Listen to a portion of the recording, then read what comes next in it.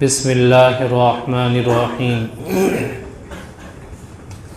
اعلموا انما الحیاۃ الدنیا لعب ولہو وزینۃ وتفاخر بینکم وتکاثر فی الاموال والاولاد کمثل غیث اعجب الکفار نباتہ ثم یہیج فتراه مصفرا ثم یکون حطاما صدق اللہ مولانا العظیم۔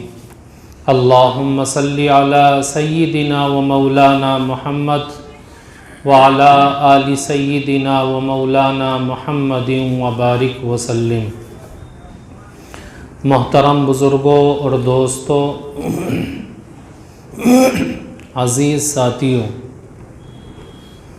میں نے جو قرآن کریم کی آیت تلاوت کی، اس آیت کریمہ میں اللہ رب العزت نے دنیاوی زندگی کی حقیقت کو عجیب و غریب طریقے سے بیان فرمایا۔ جس دنیاوی زندگی کے لیے انسان ساری کوششیں کرتا ہے کہ صبح سے لے کر شام تک، شام سے لے کر صبح تک محنت کرتا ہے اور اپنے آپ کو اس دنیاوی زندگی میں لگا کر کے رکھتا ہے، تو اللہ رب العزت نے فرمایا کہ یہ دنیاوی زندگی جو ہے یہ کھیل کود ہے، زیب و زینت کا سامان ہے، اور مال و دولت کے اوپر فخر کرنا، یہی بس اس دنیاوی زندگی کی حقیقت ہے۔ میرے بزرگوں، اگر قرآن کریم کی اس آیت میں غور کیا جائے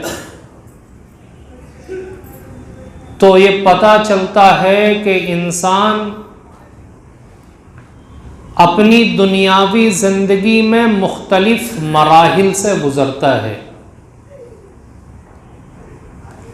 اور ہر مرحلے میں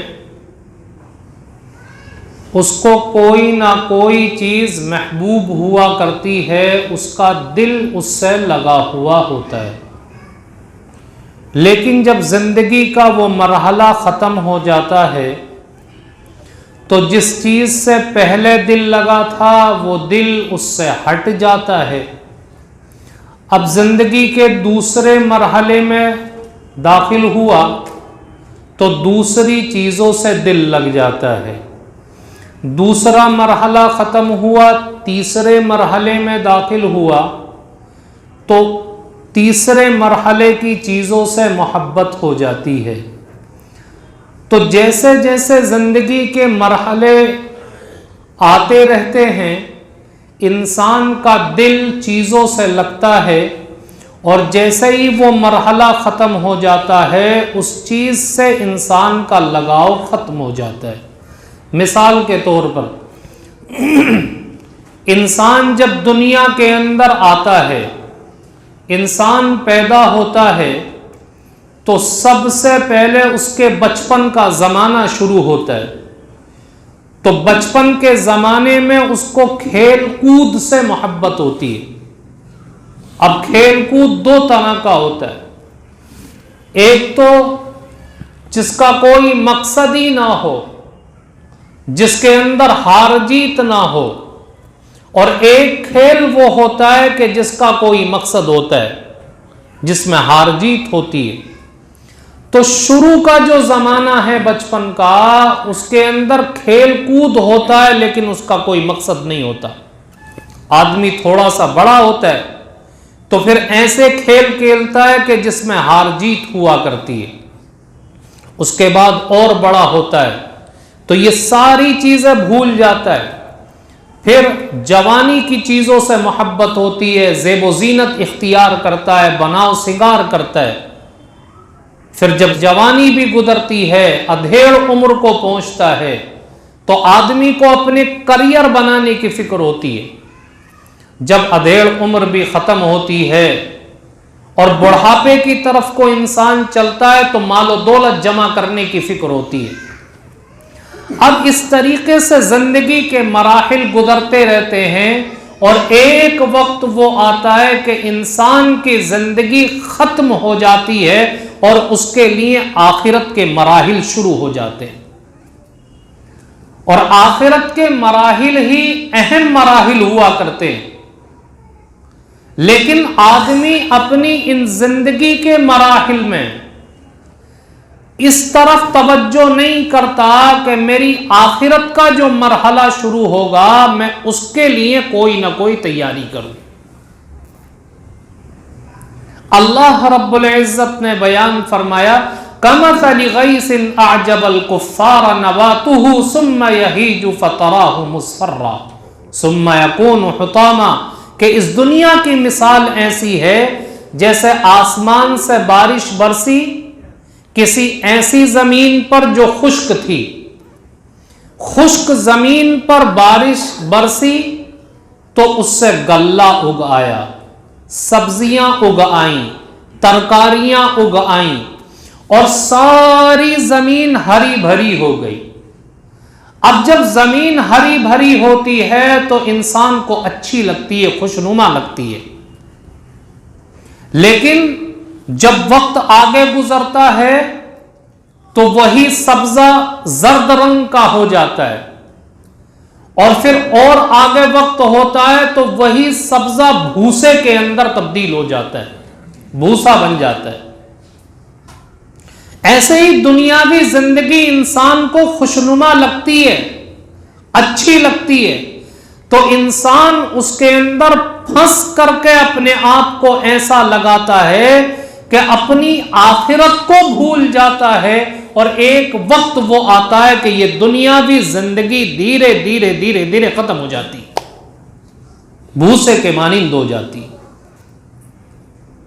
تو میرے بزرگوں، ہمیں کرنا کیا ہے کہ اپنی ان زندگی کے مراحل میں جو اللہ رب العزت نے ہمیں عطا کیے ہیں، ہم ان مراحل کے اندر جیسے اپنی دنیاوی زندگی کے لیے کوشش کرتے ہیں، اس دنیا کے ختم ہونے کے بعد جو آخرت کا مرحلہ شروع ہوگا ہم اس کے لیے تیاری کرنے کی کوشش کریں اور اس کو بھی اچھا بنانے کی فکر کریں. اگر ہم نے فکر کی اچھا بنانے کی تو یاد رکھیں کہ دنیا سے جانے کے بعد انسان کو کف افسوس ملنا نہیں پڑے گا. دنیا کمانا، مال و دولت کو جمع کرنا، دنیا کی فکر کرنا کوئی بری چیز نہیں ہے، کیونکہ مال و دولت کے بغیر انسان کی زندگی نہیں چل سکتی. حضرت عمر فاروق رضی اللہ تعالیٰ عنہ جلیل القدر صحابی گزرے اور انہوں نے قیصر و کسریٰ کو فتح کیا جو اس وقت کی سپر طاقت حکومتیں تھی. ایک مرتبہ اتنا سونا چاندی آیا ان دونوں ملکوں کو فتح کرنے کے بعد کہ وہ سونا چاندی جب مسجد نبوی کے صحن میں ڈالا گیا ہے تو حضرت عمر فاروق رضی اللہ تعالیٰ عنہ اس کے پیچھے چھپ گئے. اندازہ لگائیں کتنا اونچا ڈھیر لگا ہوگا کہ چھپ گیا پورا آدمی، چھپ گئے. اتنا مال و دولت آیا تو حضرت عمر فاروق رضی اللہ تعالیٰ عنہ نے اللہ سے دعا کی، میرے اللہ، یہ تو ہم جانتے ہیں کہ تو نے انسان کی فطرت کے اندر دنیا کی محبت رکھی ہے، ہم یہ نہیں چاہتے کہ دنیا کی یہ محبت ختم ہو جائے، بس تجھ سے یہ دعا کرتے ہیں کہ اس دنیا کی محبت کو اور دنیا کے مال و دولت کو آخرت کا ذخیرہ بنا دیجیے تاکہ ہمارے لیے یہ دنیا آخرت کی تیاری کرنے کی جگہ بن جائے. تو میرے بزرگوں پتہ کیا چلا کہ دنیا کمانا یہ کوئی غلط نہیں ہے. انسان دنیا بھی کمائے حلال طریقے سے، روپیہ پیسہ جمع کرے، لیکن اس روپیہ پیسہ جمع کرنے میں اپنے رب کو بھول جائے، یہ عقل مندی نہیں ہے. آج یہی ہو رہا ہے کہ آپ پوری دنیا کے اندر نظر دوڑا کر کے دیکھیے، مسلمانوں کی بڑی تعداد ایسی ہے کہ جو دنیا کے کام کاج میں لگ کر کے اپنے رب کو بھول گئی. نمازوں کا اہتمام نہیں، رسول اللہ صلی اللہ علیہ وسلم کے ارشادات کا پاس و لحاظ نہیں، اور زندگی بالکل غیروں کے طریقے پر گزر رہی ہے، غیروں کے طریقے پر. اب جب غیروں کے طریقے پر زندگی گزرے گی تو پھر یہ دنیا ہمارے لیے بوالے جان بن کر کے رہ جائے گی. آقا مدنی جناب محمد الرسول اللہ صلی اللہ علیہ وسلم نے تو اپنی امت کو اس بات کا سبق دیا تھا کہ یہ دنیا ایمان والے کے لیے قید خانہ ہے اور کافر کے لیے یہ جنت ہے. کیا مطلب قید خانہ ہونے کا؟ قید خانہ ہونے کا مطلب یہ نہیں ہے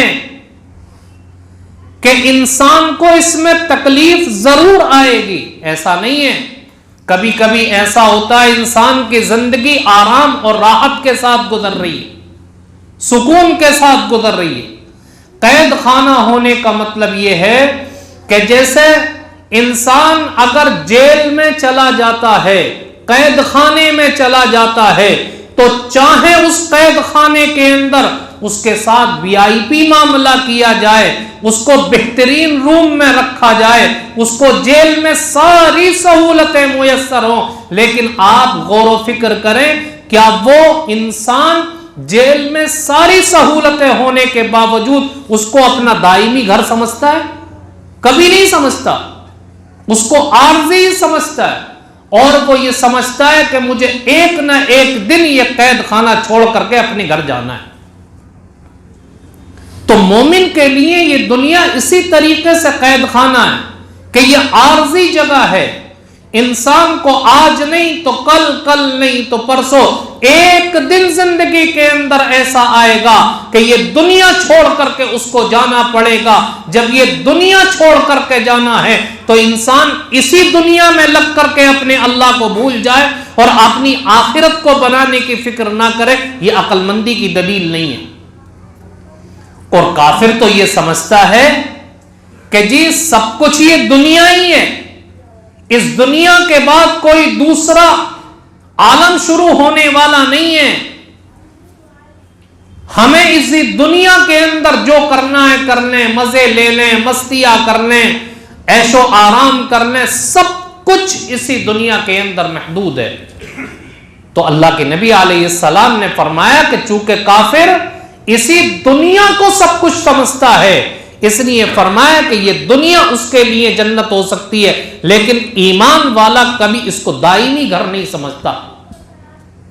جب دائمی گھر نہیں سمجھتا اور ہر انسان اس بات کو جانتا ہے کہ یہ دنیا چھوڑ کر کے مجھے جانا ہے، اور اس دنیا کے بعد جو ایک عالم شروع ہوگا، عالم آخرت، تو وہ انسان کے لیے ایسا عالم ہے جو کبھی ختم ہونے والا نہیں ہے. تو پھر انسان اس کی تیاری کیوں نہیں کرتا؟ کیوں انسان دنیا کے اندر ایسے زندگی گزار رہا ہے کہ مجھے مرنا ہی نہیں ہے؟ کیوں انسان اس طریقے سے اللہ کو بھول کر کے زندگی گزار رہا ہے کہ مجھے اللہ کے سامنے حساب ہی نہیں دینا؟ اللہ رب العزت نے میرے بزرگوں قرآن کی اس آیت میں سمجھایا کہ یہ دنیا بالکل اس سبزے کی طرح ہے جو سبزہ بارش کے پانی سے اگتا ہے اور ہریالی دکھائی دیتی ہے، لیکن وقت گزرنے کے ساتھ ساتھ وہ زرد پڑتا ہے اور پھر وہ بھوسا بن کر کے ختم ہو جاتا ہے. ایسے ہی یہ دنیا تمہیں محبوب دکھائی دے گی، خوشنما دکھائی دے گی، اچھی دکھائی دے گی، لیکن وقت گزرنے کے ساتھ ساتھ یہ ساری چیزیں ختم ہوتی چلی جائیں گی. اور تمہیں یہ چھوڑ کر کے جانا پڑے گا۔ صحابہ کرام نے اس حقیقت کو جانا تھا، بزرگان دین نے اس چیز کو سمجھا تھا، اس لیے انہوں نے اپنی زندگی کے اندر خیال رکھا کہ میری زندگی کے اندر اللہ کا حکم نہیں ٹوٹنا چاہیے۔ انہوں نے اس چیز کا خیال رکھا کیونکہ انہیں معلوم تھا کہ یہ دنیا آج نہیں تو کل، کل نہیں تو پرسوں ختم ہو کر کے رہے گی، اور یہ دنیا چھوڑ کر کے مجھے اللہ کے سامنے جانا ہے۔ اس لیے میں کیوں اس دنیا کے اندر جو عارضی ہے، کچھ دن باقی رہنے والی ہے، ہمیشہ کے لیے نہیں، کیوں میں اس میں لگ کر کے اپنے اس اللہ کو بھول جاؤں؟ اس لیے انہوں نے اپنی زندگی کو اس طریقے سے گزارا۔ تو میرے بزرگوں، ہم میں سے کوئی ایسا نہیں ہے، کوئی ایسا نہیں ہے جو یہ سمجھتا ہو کہ یہ دنیا ہمیشہ باقی رہے گی۔ ہم اپنی نگاہوں کے سامنے دیکھ رہے ہیں کہ انسان پیدا ہو رہے ہیں، جا رہے ہیں دنیا چھوڑ کر کے، اور ایک سلسلہ چل رہا ہے۔ تو ہر انسان جان رہا ہے کہ مجھے بھی ایک نہ ایک دن یہ دنیا چھوڑ کر کے جانا، اور جب انسان دنیا چھوڑ کر کے گیا، اس کی زندگی کے انجام ساری چیزیں ختم ہو گئی۔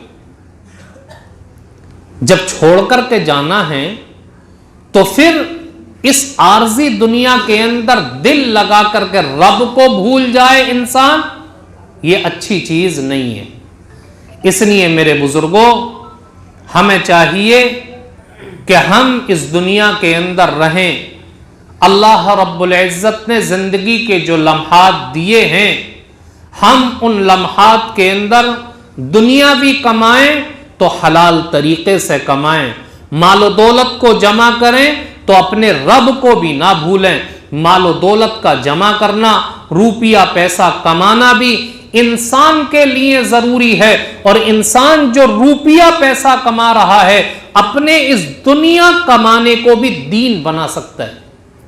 آدمی اس نیت سے روپیہ پیسہ کمائے کہ میں اپنے بیوی بچوں کی ضرورت پوری کرنے کے لیے روپیہ پیسہ کما رہا ہوں، میں جو کاروبار کر رہا ہوں اس لیے تاکہ میرے گھر والوں کی ضرورتیں پوری ہو سکے، اور انسان اس نیت سے روپیہ پیسہ کمائے تو یہ کمانا بھی عبادت بن جائے گا، اور اس کے ساتھ ساتھ اللہ کے جو احکامات ہیں، اللہ کی طرف سے جو فرائض بندے کے اوپر عائد ہوئے ہیں، ان کو پابندی کے ساتھ ادا کرتا رہے۔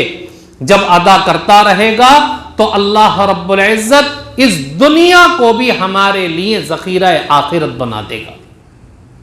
اور اللہ رب العزت نے قرآن کریم میں تو اس بات کی تعلیم دی، آپ بار بار سنتے ہیں فَإِذَا قُضِيَتِ الصَّلَاةُ فَانْتَشِرُوا فِي الْأَرْضِ، کہ میرے بندو جب نماز کا وقت ہو جائے تو نماز کے لیے آ جاؤ، نماز ادا کرو، فَانْتَشِرُوا فِي الْأَرْضِ، نماز سے فارغ ہو زمین میں پھیل جاؤ، وَابْتَغُوا مِنْ فَضْلِ اللَّهِ، اور روزی کماؤ۔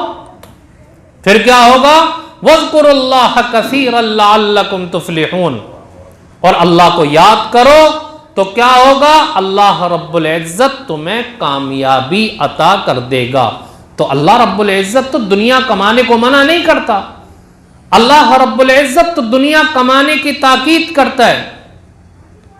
رسولوں سے کہا یا ایھا الرسل کلوا من الطیبات واعملوا صالحا، کہ پاکیزہ کھاؤ اور عمل صالح کرو۔